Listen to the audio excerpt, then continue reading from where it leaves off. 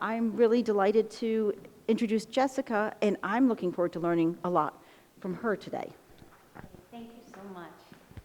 Thank you so much. Hi, everybody. It's kind of funny talking into a microphone and having it not be amplified here, but it's for everybody watching.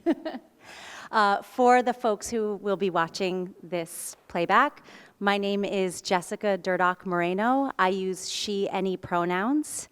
I am a white woman, middle-aged, with dark hair and light blue eyes. I'm wearing a black hoodie sweatshirt with my name on it, Jessica, and blue jeans. If anybody has any access needs, I'd love to know them if you'd like to share them. My access needs are I am neurodivergent and I have ADHD.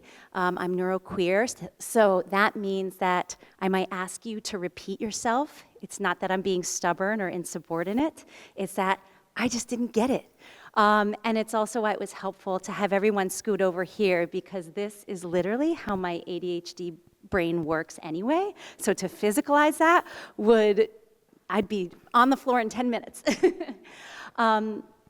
On that note, we've got water over there, we've got food, restrooms are downstairs, and there's an elevator through those doors. So please excuse yourselves and take care of yourselves as you need and want, and I will do the same.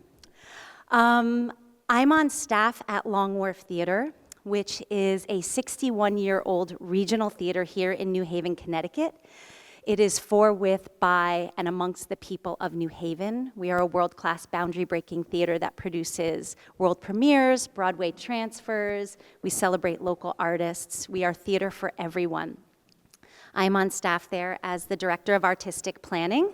So my job is 50% administrative, 50% creative. And I am not a teacher. I am not an educator. I don't even really know what the word pedagogy means. And here we are. I am an artist. I have a BA from Columbia University in anthropology. North American settler colonialism was my focus. And I have an MFA from New York University Tisch School of the Arts in dramatic writing.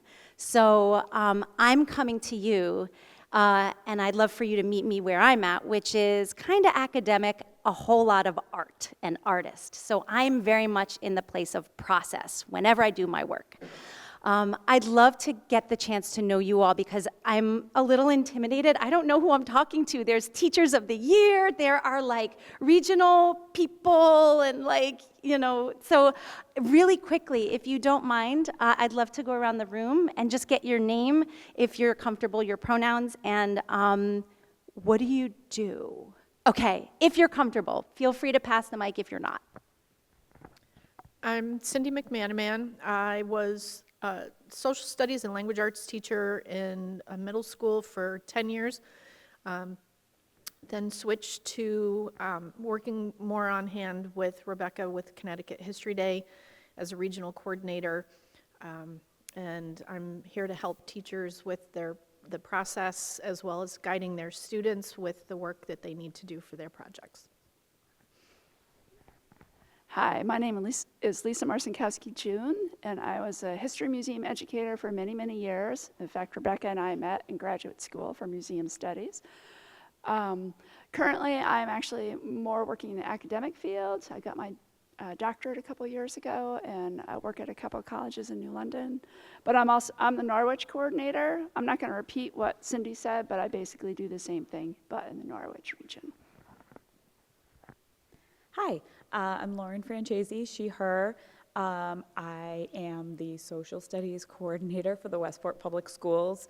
I'm also an adjunct professor at University of Bridgeport, and I teach comparative education and some international studies pieces there. I'm also the professional learning chair at Connecticut Council for the Social Studies, so I'm really excited for this today. And I am also a board member for Amity Creative Theater right down the road for Amity Regional High School. So very involved in some of the local theater community in my town because my kids are involved in it. So. Hi, I'm Matt Sislowski. I teach American Studies at Manchester High School, and I do History Day. I've been doing History Day for I think maybe multiple decades now, actually, at this point. But one of my sort of blind spots, what I'm not great at, is preparing students for the performance categories and sort of incorporating that creative piece. I am clueless. So yeah, I'm looking forward to today and hopefully incorporating that a little bit. Hello, my name is Dennis Cabrera, he, him pronouns. I am the Social Studies Department Chair for Darien Public Schools, 612, so I'm trying to encourage teachers and students to get more involved with History Day. Last year I had a student participate, so hoping to build off of that and grow kind of a little bit of a movement towards it, because I think it's a great program. My name's Ed Dorgan, and I just retired last June after 38 years teaching. So, but then somehow Rebecca got me involved in History Day.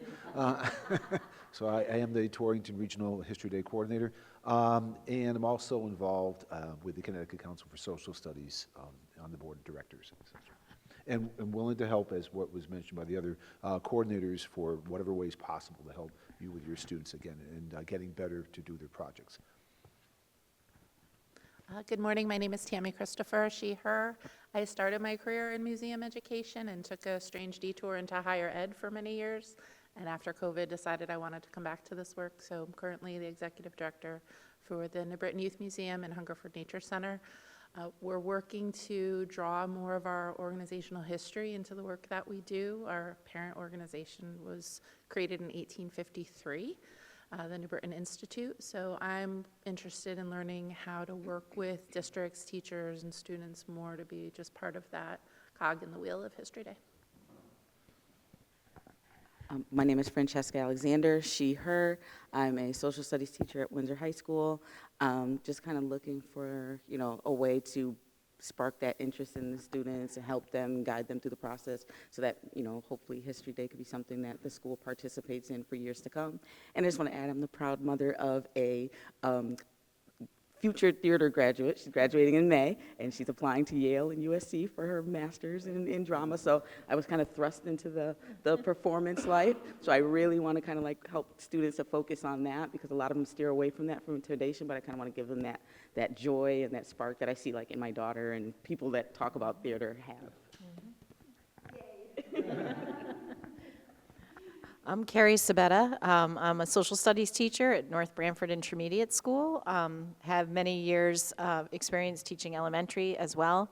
I'm also the K-8 social studies curriculum coordinator for North Branford schools.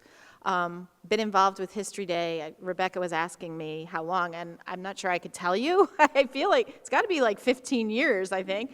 Have had some students involved in History Day in the past, but I really struggle with getting the buy-in from my students to really go all the way with this. So I'm always looking for ideas. I love to judge. I think judging is a huge piece, and I get so much from that, and just the joy of the students who are participating and having that opportunity to share their stories of what they've learned with you is just magical. So again, just trying to see what I can do to help my students even further participate and enjoy that as well. I feel like a game show host. I like the microphone. My name is James Carlson, or Jim Carlson. I'm currently at Career High School in New Haven. I've previously been an instructional coach and a social studies department chair in other districts. In my current school and past districts, there kind of has been little to no History Day involvement, so I kind of, or there's been a break from it. Maybe they haven't done it since before COVID.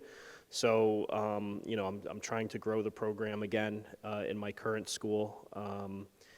So that's why I'm here. I have a 5-year-old little girl that loves theater already and is in a show this Sunday. So that's the theater connection. And I'm also open to work. So if your district's looking for a humanities coordinator or social studies coordinator, come talk to me.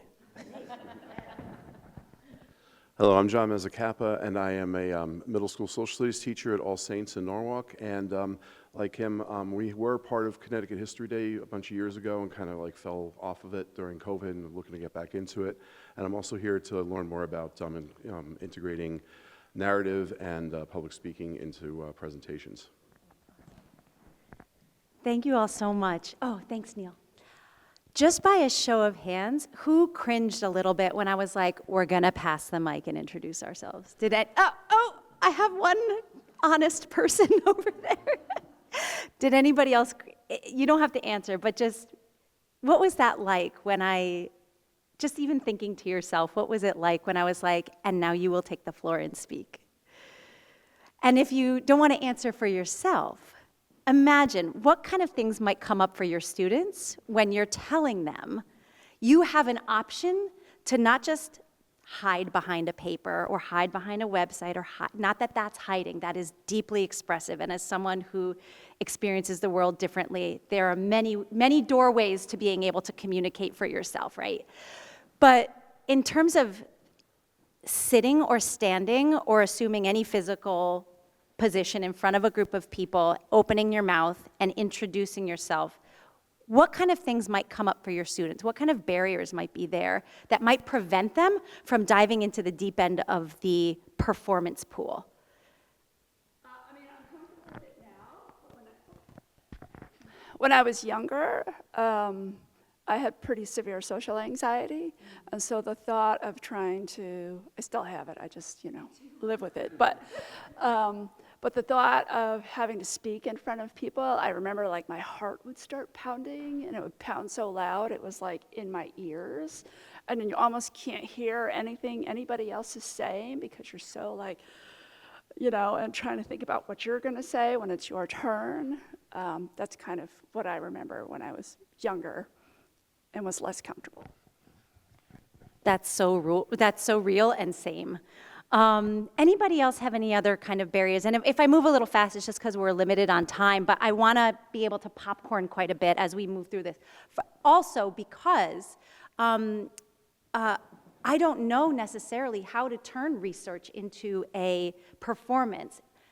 And maybe there's some folks in here who don't necessarily know how to turn research into a performance. So we're actually going to co-create and discover this together so that we can kind of feel like what it might be like for your students to open the door to the possibility of doing a performance, right? We've got practice in doing papers. We've got practice in those things at school, but sometimes performance sits on the outside. Sometimes it's not seen as important or as valuable. So I'd love for us to I don't have any answers right now. I'm in process. I'm an artist, like I said. So we're going to discover this together. But what other barriers might come up for you and your students, or even yourself? I think one kind of barrier that I see is that when students do performances, I have seen a lot of it's kind of a lecture type of performance where, here, I'm going to put on a costume and then talk some. And so really embracing that it is a performance. And I think, one of the categories is individual performances. I know when I was in 6th grade, there is no way I would have ever chosen that. And so it can be very intimidating, but I think students just understanding that it is a performance and not a kind of modified lecture. Love that. And we're going to get into that and how to differentiate between a book report style lecture and a performance.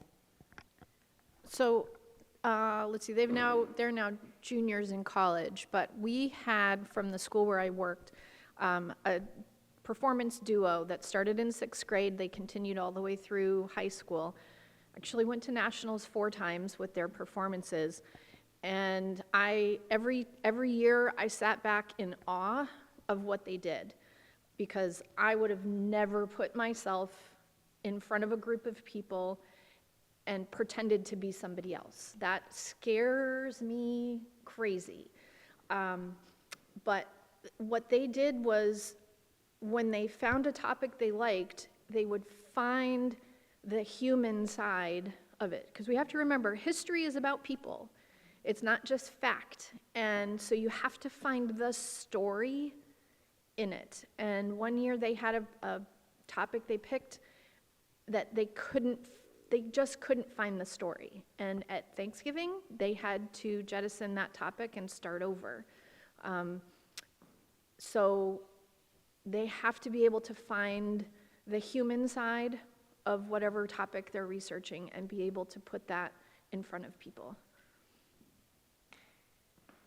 I love that. Part of a barrier might be I just can't find the story. I also think that live theater and performing I think that's the most vulnerable category. So there's a ton of vulnerability for kids because more things can go wrong than, you can set up your display board and have your cards and know what you're going to say, and all you have to worry about is the questions from the judges as they come through. But when you do a live performance, your documentary, you're pressing play, it's done, it's polished. But when you're doing a live performance, if something goes wrong, you have to adapt and adjust, and that's one of the beautiful things about it. But I think a lot of kids don't choose that because they know they're in a judging scenario, and there's just a ton of risk involved combined with all of these other pieces.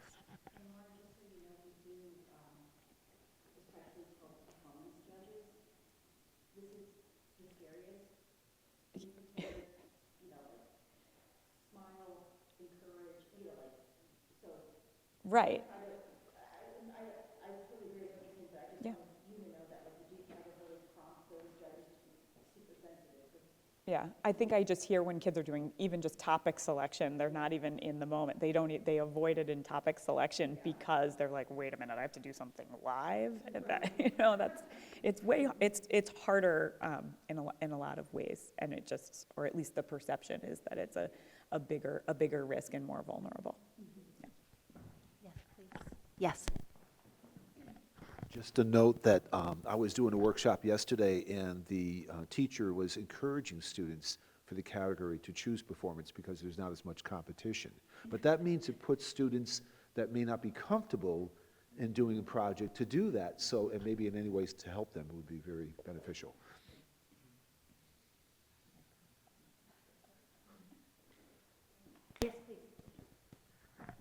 I'm trying to get into the brain of my teenage self and young person self, and for me, I was in awe of people that would be able to go up and perform. My daughter was a performer for many years, and I always thought, where did she get that from?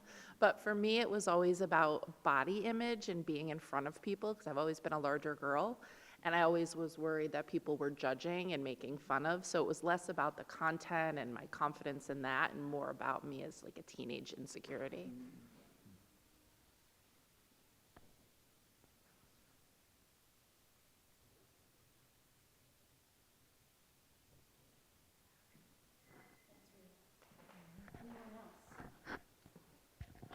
These are a lot of barriers as to why your students would not choose the performance category. So my question, and what I'd love to explore a little bit, and what I'd like to dig into a little bit, is how might we be able to overcome this so that, and not necessarily overcome, but face these things together and provide support and inspiration and spark that creativity in them so that this becomes less of a Mount Everest to climb and more of a possibility and an opening. I'm going to put this to the side for a second now. Actually, in looking through some of this, anxiety, discomfort, book reporting, fear, insecurity, can't find the story, body image, vulnerability, risk. There's a lot of barriers there. What might some of the reasons your students, why might some of them pick, and we can popcorn quickly, why might some of them dive into the deep end of performance?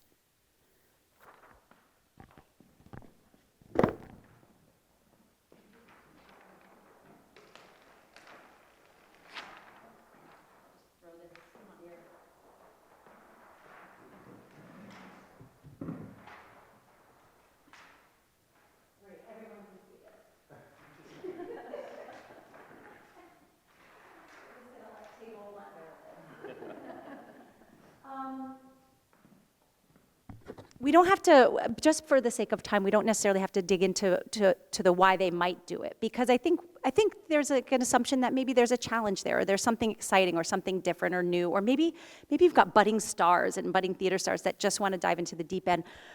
I don't quite know what to do with all this. Even in my grown-up, in grown-up age and in my career, I face these things every time I face a blank page myself. So I don't necessarily know that we're looking to have your students erase these or overcome these.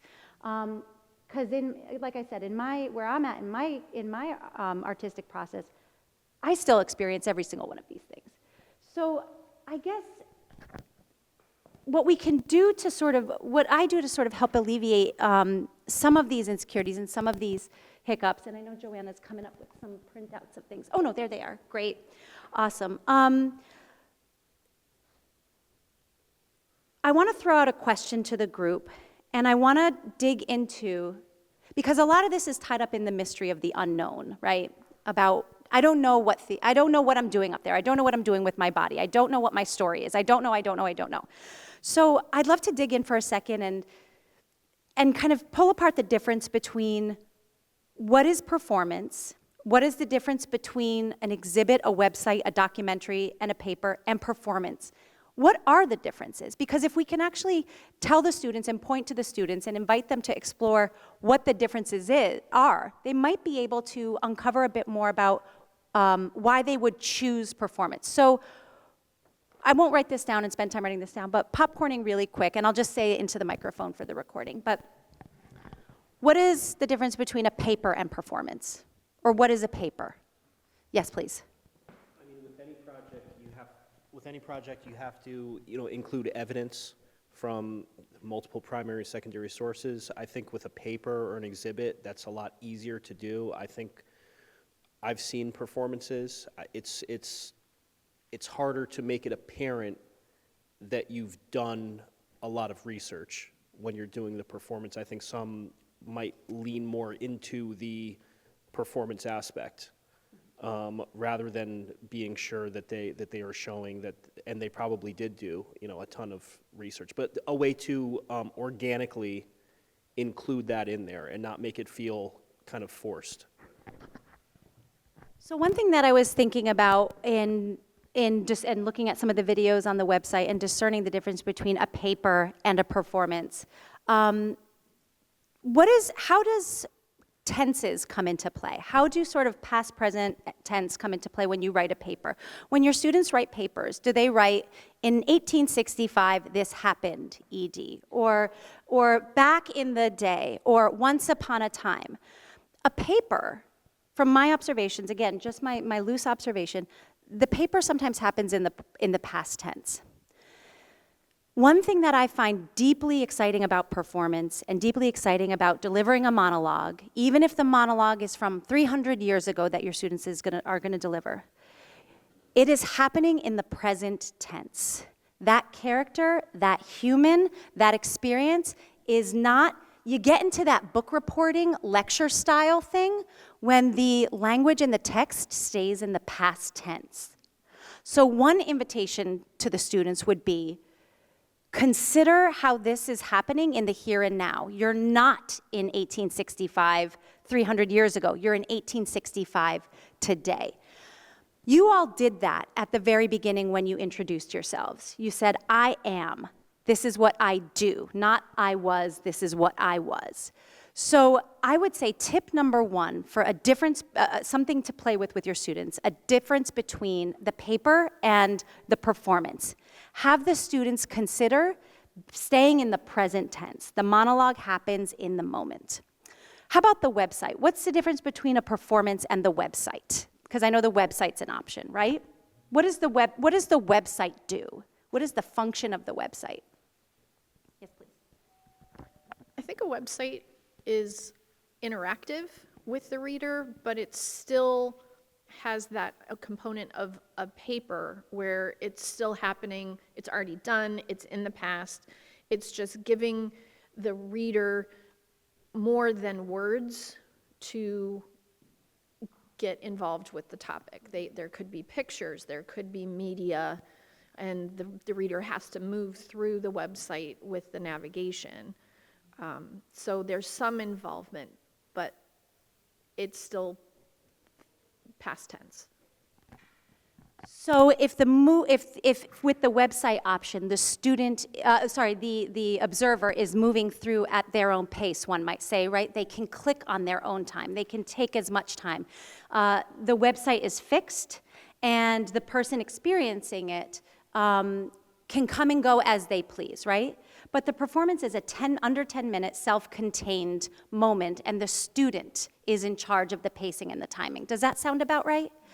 So that's another thing I think to consider when the students are perhaps opting into the performance aspect, is that they get to control and wield the timing and the pacing. Now timing, we'll get to narrative structure in a little bit, but again, I'm just sort of piecing out and picking apart what the differences are. So right now we've got a difference in tenses,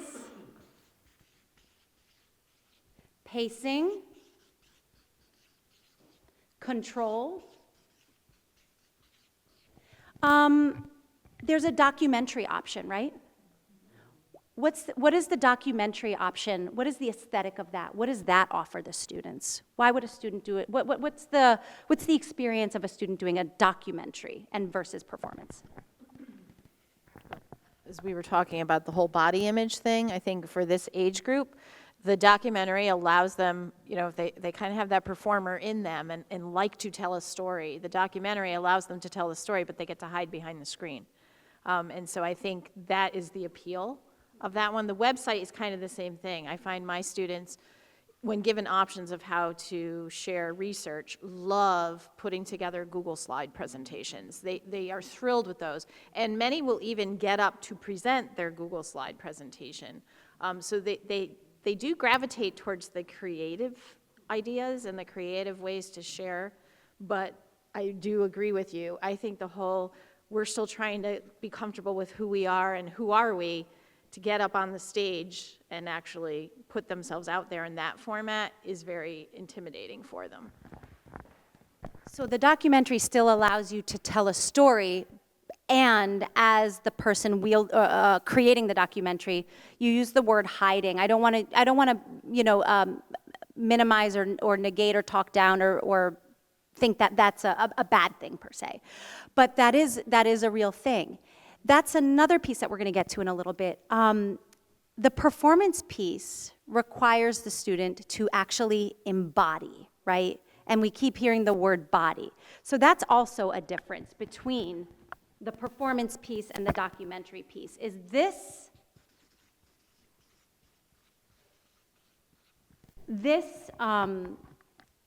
medium is embodied. So these are all very, very, there's one more option, right? There's the exhibit option. So what is the exhibit experience like, and what might that be different from performance?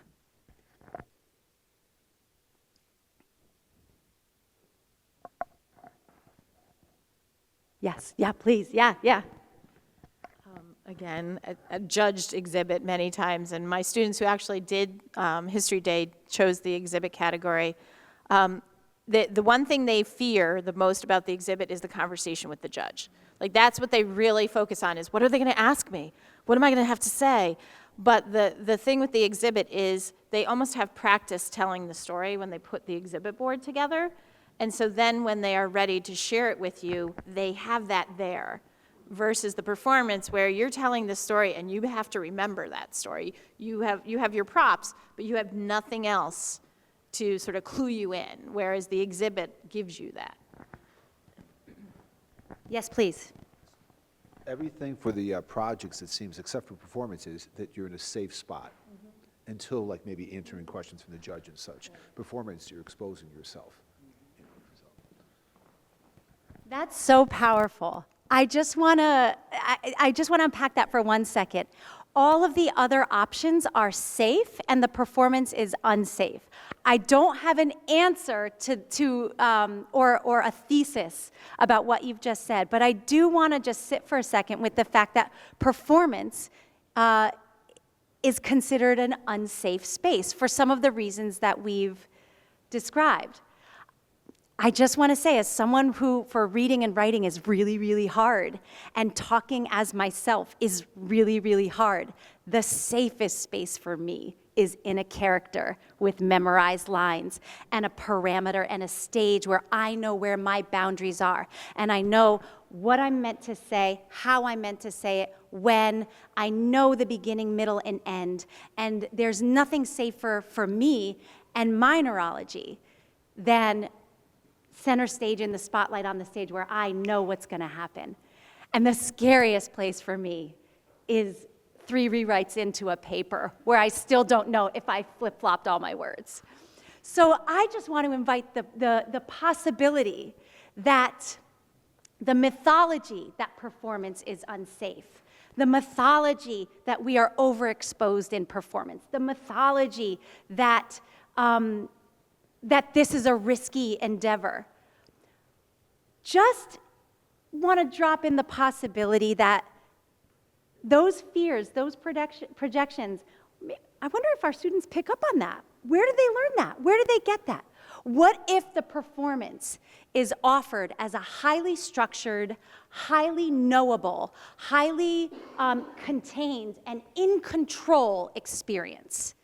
So for your students who might be shy, for your students who might have learning disabilities, or who might have alternative ways of thinking, being, and knowing, performance, and if they have never participated in History Day or don't feel empowered to, performance, for all these reasons that we've just uncovered, might be a key or a way in for your students who might be hanging back or being left behind a little bit. I know I was. It took me 15 years to get my undergraduate degree until I understood how I learned how to be in process, and theater performance provided that for me. So beyond Connecticut History Day, beyond those 10 minutes, there might be some exploration and skills that might come out of a student getting nudged into trying this. Someone had a question or a hand up. Yes. As you were talking, I was thinking about, all of the other options for students are things that they do more routinely in social studies instruction. And so we don't really, most schools don't have K-12 theater. It's largely co-curricular, or students are doing it externally from school. So, my own child who, dreads making a website or processing through a paper can do exactly what you just said. He can memorize a ton of lines. He can understand a character. He can research it. He can get up on stage and he can do it. And he loves it. And so I also wonder, how many kids we're losing in a social studies setting with some of these types of tasks that they're so used to doing. I mean, how many websites or presentations or Google Slides, or especially in a very, the last decade or so has become so tech heavy, with such heavy investment in technology in our schools, that we've really leaned into those types of products because they're manageable and you can do them on large scale now. And I think we've lost some of the experiences, K-12, where kids actually get to perform. And I'm not a big fan of let's have kids all role playing and doing readers theater in the classroom, but actually creating and doing that side of performance in a really meaningful way. And I think that's a lot. It's kind of missing from curriculum because it's largely the kids who opt to do that as a co-curricular activity as opposed to part of their experience. So they actually don't have, many kids just don't have the skills or don't know that they enjoy doing it or have the skills to do it because they haven't had the practice of doing it. I just want to build off something you said, which is that it may be our bias that is making kids feel uncomfortable with this. And I think to some extent that's probably true. Right? If we're not actively teaching the whole performance aspect of it, if we're more comfortable helping with exhibits and websites and whatnot, I think some of that does rest on us. I was thinking about one school in my region, Pine Point School, and the only participants they send do drama. So clearly, or performances. So clearly the teacher who's in charge of the program there loves performances. And one of the girls from the school actually went to nationals. So I think that it may have something to do with us as well. If a teacher's really into performance, the students might be more likely to try it, and vice versa. Did anybody have, oh yeah, please, yes. I think another kind of like a hindrance or something that steers them away from performances. I've noticed my students, they don't want to be wrong. They don't want to make mistakes. And so, they're often saying, what do I put here? Is this correct? And checking in. When you do like a paper or website performance, it's like, okay, you've done your work. It's either right or it's wrong. It's there. It is what it is. Whereas with a performance, especially for a history day, they're creating the script. They're doing the research. And so not only is their work on the line in that aspect, but it's also on the line when they're actually performing it. So it's almost like they're getting judged kind of like twice. Yeah. Whereas everybody else, it's like, okay, once I've submitted it, I'm done. Yeah, there you go. So like it's almost as though we've got to get them like confident in what they're writing. It's like you've done the research, you know what you know. Because I feel like they might even be more buy-in if like a teacher wrote the script and then they were able to like perform it.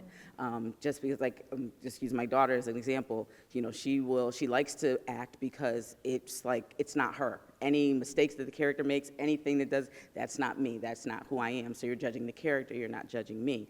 But when she had to take her playwriting class, when she had to take her directing and direct the scene, it was like when she had to do her own scene or write her own play, it was now all of a sudden like, am I going to be good enough?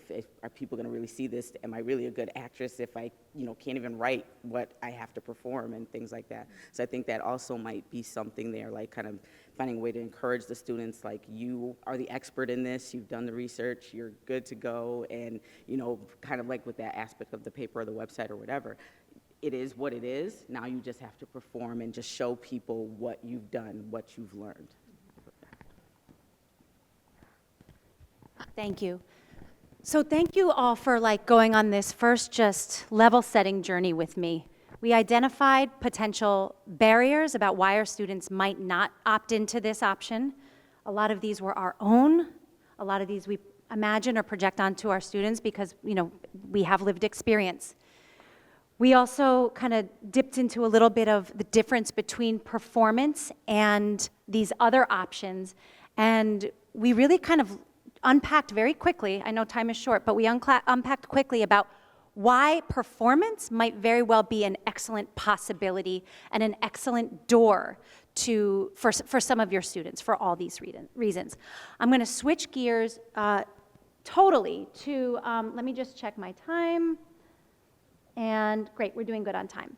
I'm going to switch gears to, let me hop around a little.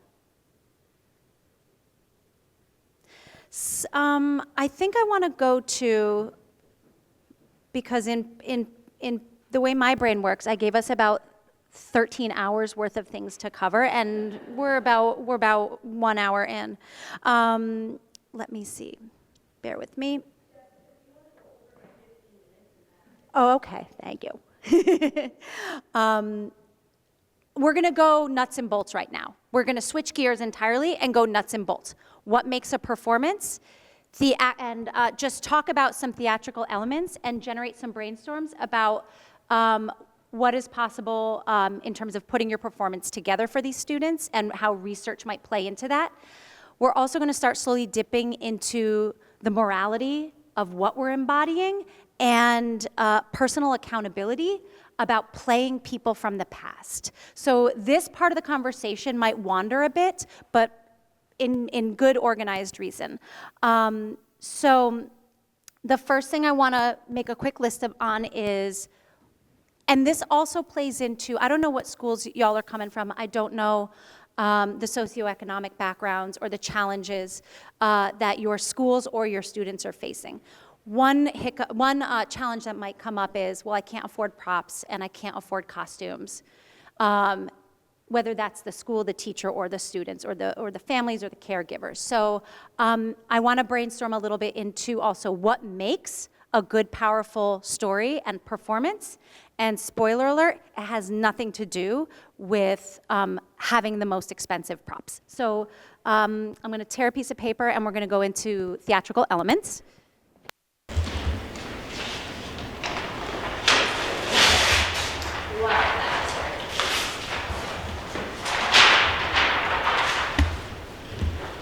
And part of the reason why I'm going so rudimentary is because aside from a couple of moms and someone on a board, I don't know how much theater experience you all have. Has anybody here been on the stage before? Have anybody ever done a play in their life?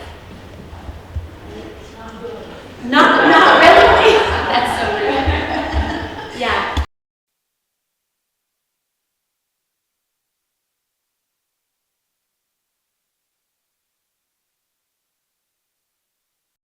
Things that we need to put on a play. Say that again, please. The story. Great. Costume, wardrobe. Yep. Props to the stage crew. You said stage crew?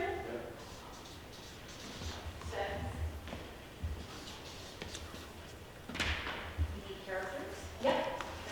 Sorry. No, that's okay. Great.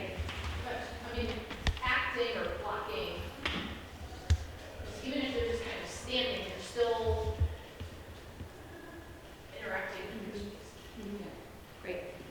We're gonna go super, again, super bare bones here and as accessible as possible into all of these. And I might go through this kind of quickly. Story is one thing. Having a story, of course, and I know specifically for Connecticut History Day, you have to have like an argument, a thesis, multiple perspectives. Spoiler alert, good theater, a good play has that already. A good play is conflict. A good play is problem, action, question, answer, question, answer.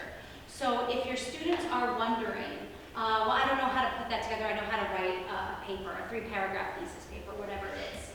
And we can get into this when we talk about narrative structure, but plays and playwriting already has the elements that Connecticut History Day is requiring in it. Like I said, there's conflict, there is problems and actions, questions and answers, and yeah, so that's it. Costumes.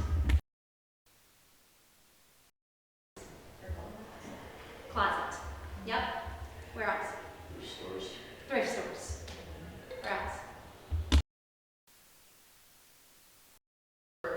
Have a parent post on social media and say, hey, we're doing a play. Shout out. Yeah.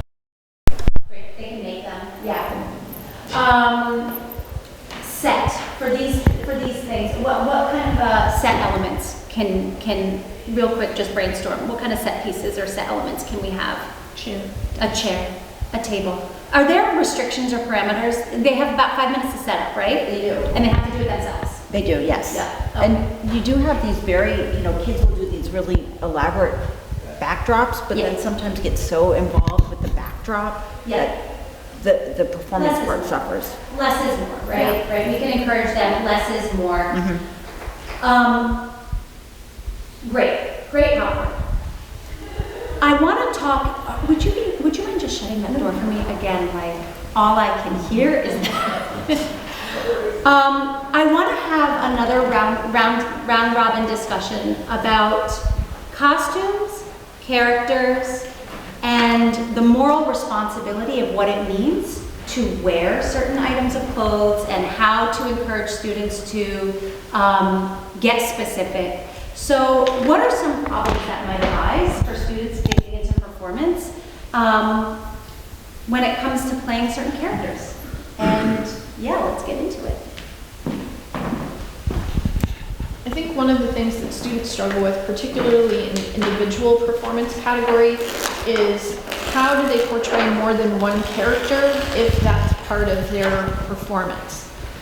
I have encouraged students to wear simple clothes like black shirt and black pants, and then only swap a single accessory, maybe a hat or a scarf or a pair of glasses, something to subtly change their appearance to show the audience that they're shifting characters, but that's not overwhelming in time to put together. Great. What other problems might come up with playing characters? I think being culturally sensitive.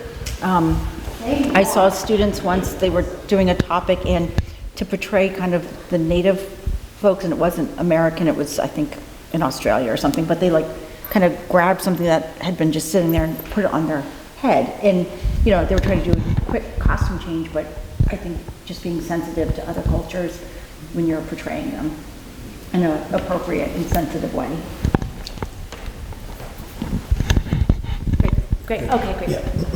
Wow, I feel so weird now without that microphone. It was like it was my safety blanket for a second. I might just do this just in case.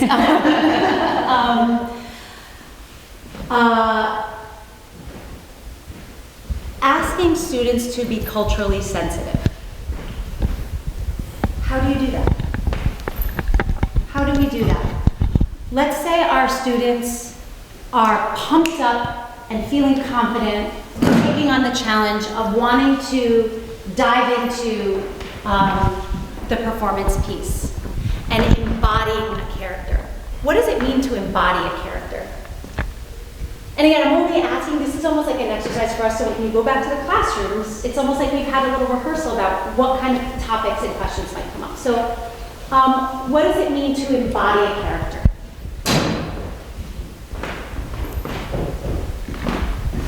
Yep. What does it mean? And I'm good with pumping the brakes a little on this part of the conversation, and silence is golden. It's information. What does it mean to embody a character? Yes, please. I guess to become that person, but hopefully to be done honestly. To honestly become a person. What else does it mean to embody a character? And let me nuance. Oh, yeah, please. Yep. To be authentic and avoid things like cultural stereotypes as well. To avoid cultural stereotypes. Yep. I think for my students, a lot of times it's, I need to look exactly like this person looked. And it's really based just on the visual.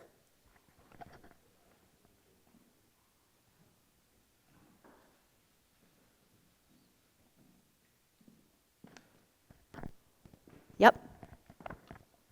I know I've had students who've questioned how do they incorporate language from that character, whether it's 16th century Salem, Massachusetts, and it's kind of old English style, or are they from a different part of the country or different part of the world where an accent or a dialect would be appropriate, but maybe we don't really want to do that because we don't want to be thinking that we're making fun of someone with that dialect or accent. So that's a challenge for students. What does it mean to embody a character for Connecticut History Day in performance? To do your research, do a ton of research, so that you can feel like you know so much about this person that you can try to authentically become them. Awesome. Oh, yes, please, Joanna. Kind of digging beneath the surface and really thinking about a person's circumstances or experiences and lived experience. And just one thing I tell students is, because we ask students to give multiple perspectives, that when you're giving a perspective, that doesn't necessarily mean that you agree with that perspective. You're portraying that person's perspective. And so it doesn't mean that you're, I use the example of World War II, that you're not embracing what the Nazis thought, but you're showing that perspective. Anything else on what does it mean to embody a character for a Connecticut History Day performance? And I'm just going to offer one little nuance on that. I might invite the students, it depends on how they are crafting or sculpting their stories. They might be creating a performance that is based in history but is a fictional telling. That's an option. I know on the website it said there's no rules to this piece. You can use your imaginations, you can create something, but I think it still requires the same amount of care. For Connecticut History Day, when they're in performance, embodying characters, I argue that they're not embodying fictional characters, that they're actually embodying real people from the past who lived, who loved, who had families, who had humanity, who had dignity, who had, if they were horrific people from our history, the canon of, world history. But I would invite you to encourage the students to consider the difference between embodying a character, playing a character, and actually taking on a real human being. Just popcorn for me for a second in the room here. What is the difference between a character and a real person? And I offer this, I'm not trying to challenge anybody. This is so that when we engage with the students and talk to them about the responsibility and the accountability and the care it requires to get on stage and speak those words or portray those experiences, whether we're talking about the Holocaust, whether we're talking about World War II, or we're talking about something out in the globe, right? Please, the difference between character and real people. You just made me think of an example of a podcast that I listen to. It's called American History Tellers. And the way that they do that, for those of you that haven't heard it, is there'll be a narrator describing the historical aspects of what was happening and whatever the topic was. And then they'll have a little side quest, and they'll say, imagine you were A, and then they'll enter into a fictional character who could have been someone in that particular situation. So imagine you were a sergeant getting ready for the Battle of Gettysburg, and then they'll lay out this scene where it's a fictional person, but they're having some potential real dialogue about what might have been said and what challenges would be encountered. So I don't know if that really answers your question, but it made me think of an example of how that could be done. It's a great answer, and it keeps expanding the conversation. And I'll ask it once again. What is the difference or the relationship between playing a character and playing a real person? And I'm thinking of the words moral responsibility, accountability, all of these words, and how might you have that conversation with your students? I think it helps to put yourself in the shoes of being portrayed. Imagine if someone were portraying you, and what would be most important to you.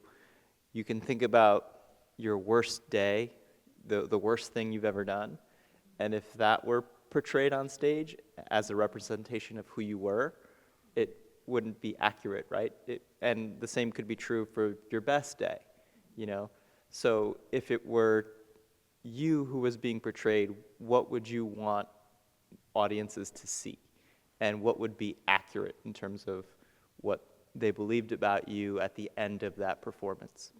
As just an exercise of thinking about what's fair, and portraying a real person. That person has a family and lived a full, rich life. So I think it's something to kind of put in the minds of students as they prepare to write and perform. I saw a couple other hands pop up, and while you do that, I'm going to grab, did we get a chance to pick up the primary sources? Would you like me to go pass them out? Oh, which ones? Is it this one? Yeah, no, I can, yeah. I'll get it through the reading. Okay, awesome, but I can swing to something else in the meantime. We're going to actually there were a few more ideas that I'd like to get. You had something to offer, right? It's kind of piggybacking on what you said. With a character, there is the story that is the character, that the character is a part of, whereas when we're portraying real people, as you mentioned, there's a whole life. Really trying to get students to look at beyond this story, beyond this event, what do you think it was like growing up as this child? Imagine their family. Go through your day like you are this person. How would they have experienced their day in that time? Versus a character where here's your character, here's the story for this snapshot in time, and that's all you have on that character. There's no backstory. Whereas when we're portraying a historical figure, for example, or someone who's lived in the past, there is a story, there is a backstory, and really trying to get them to think about what that story is. Yeah. I think for performances, the difference between a fictional character and someone who actually lived is that when students are developing their script and their characters, if they have a truly fictional character, they can make the backstory what they need to fit with their profile. That's still historically accurate, but maybe embodies several people that they read about in their research to make it easier to tell their story. Whereas if it's an actual person, then they have a duty to stick to what they know and what they've learned about that particular person. So the fictional character gives them some wiggle room with how to further the plot of their performance. Are there any characters or historical figures that would be off limits to your students? And how do we guide our students through that conversation for performance? And I'm thinking about the difference between the paper that sits outside of ourself, although it comes from ourself. I don't ever want to minimize what a paper or the website or the documentary or the poster board project, that's not of the student, that is not a reflection of their inside world and imagination, and that's not a piece, that is who they are, that is a piece of them, that is their thoughts. But again, there's that slight nuance that happens when you take a character on and you take the responsibility of embodying an actor or embodying a character or a real person. Are there any historical figures that might be off limits to your students? And how might we have that conversation with them?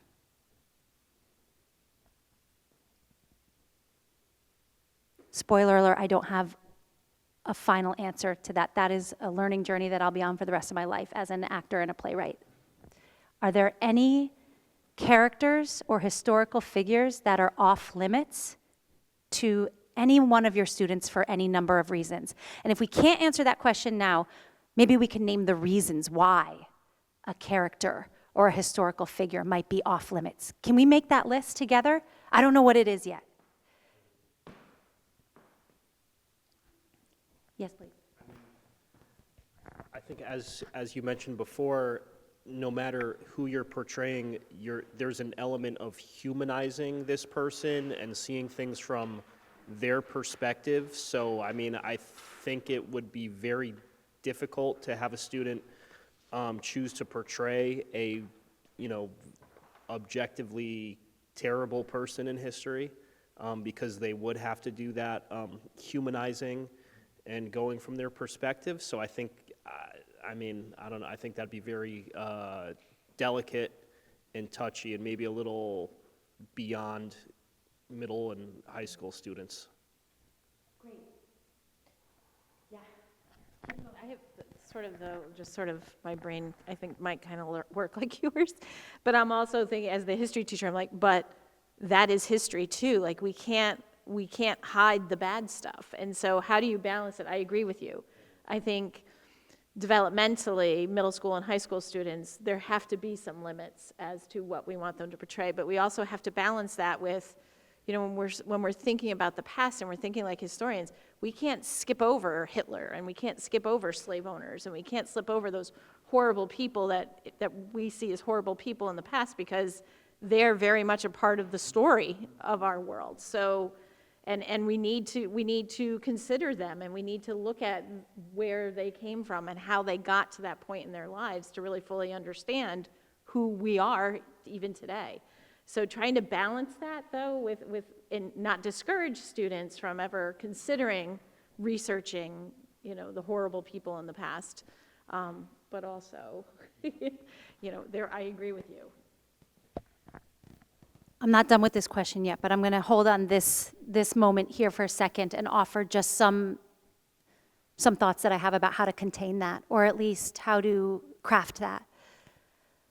When your students are taking on playing a person or a character, it can be overwhelming to think Hitler, or even George Washington, or name someone from history who is larger than life, and preferably not a white man. Ben Franklin. Or like Frederick Douglass. Let's get some women in the room. Alice Paul. Susan B. Anthony. Let's get some non-Americans in the room. Cleopatra. Hatshepsut. Say that again? Elizabeth the First, right? So when you are sitting there with your students, and when you write a paper, right, it's one thing to be able to intellectualize and analyze. Here's my argument, here's my three paragraphs, here's my thesis, here are my sources. But then to have to step into that and play 3 paragraphs worth of world history or a thesis or an argument, I don't even know how to do that. I wouldn't even know how to begin how to play a thesis. You can't play an idea. You cannot play an argument. In acting, in theater, in playwriting, you don't play an idea. Characters can have ideas. You don't think the argument or you have the argument.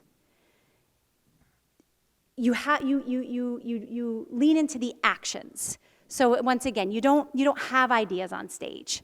You have the argument. So anyway, we'll get into more of that with narrative structure, but in terms of Hitler and all the evil people of the world, if your student expresses an interest, I know it's like, it can be suffocating to tell a student, no, they can't go down a path, right? I don't know, again, I'm not an educator, I don't know how that works anymore. Your student only has 10 minutes.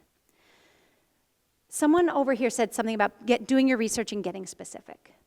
One way that you can really guide your students to containing this type of character or person, and also just a huge swath of history, is they get 10 minutes. They get to pick one tiny moment in that person's life and dig super deep into that. So while someone might express an interest in like a Hitler, they're not going to stand there for 10 minutes and play out the entire World War II and Holocaust, right?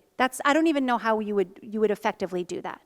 What you can do is find the human in that character, in that person, pick a moment from their life, dig super deep, and in that 10 minutes, get as hyper-specific as possible. So the student doesn't feel like they have to bite off the entire swath of that character's life, or the entire swath of an entire war. Pick one tiny piece, contain that, dig into that, and that's one way that maybe they can safely or curiously explore something. But that's also just, I think, some good advice for these students doing their performance is they're not going to stand up there and book report it and lecture it. You are playing a character, or a real person from history, so make it as digestible and bite-sized as possible. I still want to dig in a touch more into that question of, are there any characters or people from history that might be off limits to your students? And help me nuance that. Are there some characters and people from history that some students would have access to play and some that others might not? And what's that conversation?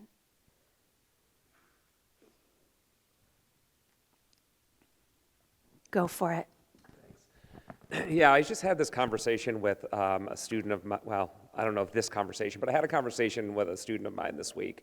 And she wants to do a performance, and she wanted to study Japanese internment and is a suburban white girl, right? And so she's like, I want to do that, but I can't do a performance about that because I can't play someone who's Japanese, and so I'm going to have to tell this story in some kind of different way. I didn't invent this. I heard this from one workshop at some point in my journey of History Day. But the idea that, white people experienced Japanese internment and lived at that time and saw it and knew it. And so she has the possibility perhaps of telling that story without embodying somebody in that particular situation, right? Like, is she somebody who lives in Arizona and all of a sudden the news comes out that they're building these camps, right? And she's talking with her neighbor about, oh, what's this? The army's here and they're constructing and what's going on, right? So I think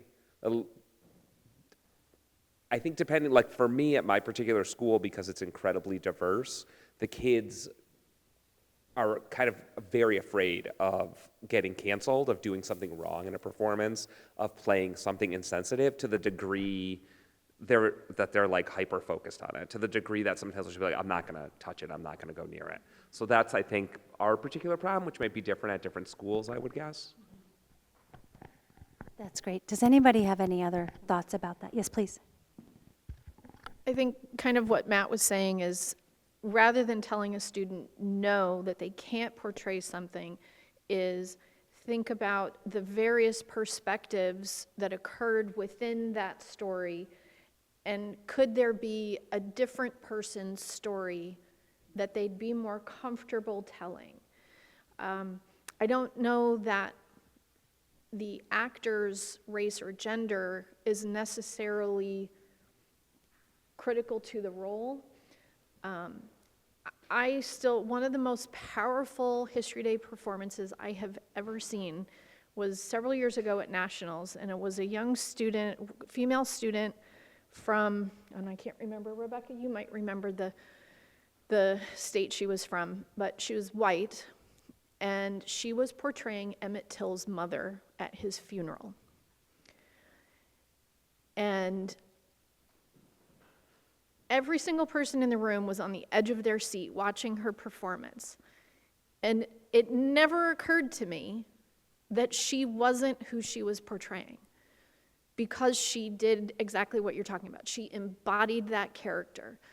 And it was very powerful. And so it didn't matter that she was, a white girl from Minnesota, or that she was portraying something that was very ugly in our history. She had a picture of Emmett on an easel, and I believe it was the picture of him after he had passed that showed the brutality. And so that was the only gory piece that was there that would have been questionable or offensive to the audience. But she did it in such a way that it was really, really powerful. And she took that story and found an angle that she was confident that she could tell the story with. So I think just exploring the different perspectives of a story is a good way to get around a awkward or uncomfortable topic or character. Thank you for that. Does anybody have any other thoughts about how you might guide a student through what types of characters and people from history they might play? And that was a lot.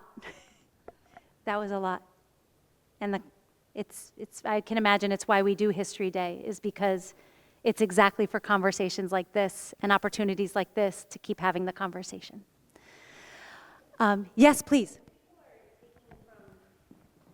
Source material in the past, they can be intentional about it and kind of approach it as a scholar of history too, and kind of claim that space, but say, like, I am reading aloud, the words of Emmett Till's mother, and for what purpose and what they're hoping the audience will engage with. They can kind of guide the room in that sense as a real study of history.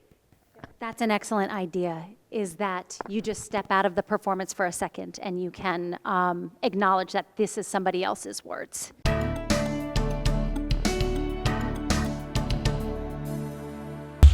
So one of the ways that your students can have a successful performance experience is by keep asking them why, what's important to them, who cares, what's meaningful to you.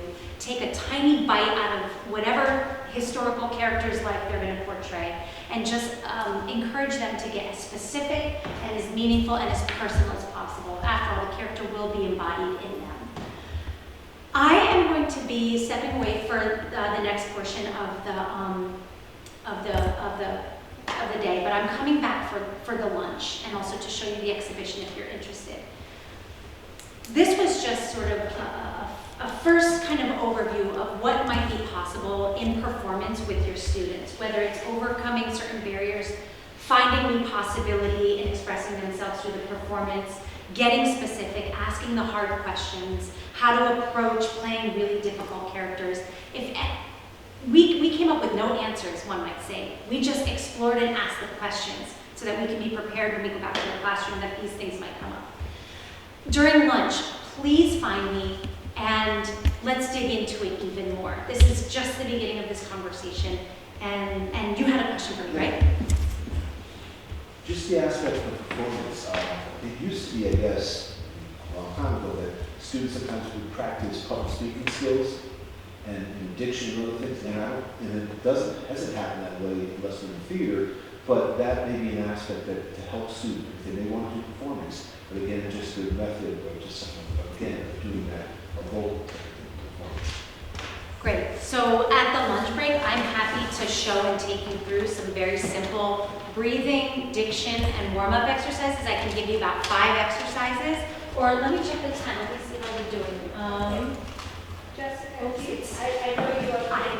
Yeah, okay. But I can, at the lunch break, if anybody's interested in going through about 5 minutes worth of quick warm-ups, I can absolutely show you some good warm-ups.